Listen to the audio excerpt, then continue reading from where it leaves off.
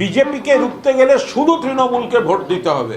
তৃণমূলের বাইরে বিজেপি মরিয়া হয়ে চেষ্টা করছে দু একটা এজেন্ট, দালাল, বি টিম, সি টিমকে নামিয়ে কিছু ভোটকে ভুল বুঝিয়ে ডিভিয়েট করার জন্য।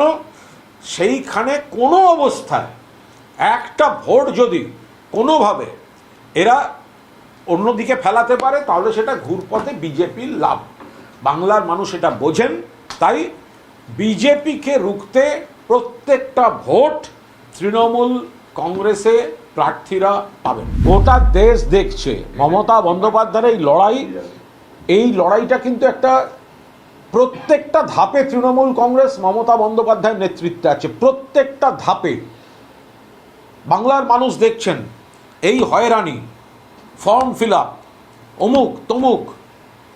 বাড়িতে এসে পাশে কে? তৃণমূল কংগ্রেস।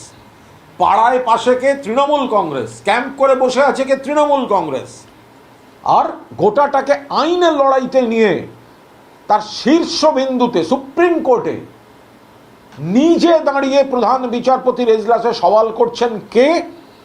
মমতা বন্দ্যোপাধ্যায়। আইনি লড়াই শুধু এটা তো একটা পর্যায়, কিন্তু এই গোটা প্রক্রিয়াটাতেই মানুষ আরো বেশি করে অনুভব করছেন যে তৃণমূল কংগ্রেস ছাড়া, মমতা ব্যানার্জি ছাড়া পাশে কেউ নেই। শীত গ্রীষ্ম বর্ষা মমতা বন্দ্যোপাধ্যায় ভরসা। সেটা আজকে সুপ্রিম কোর্টে আরও একবার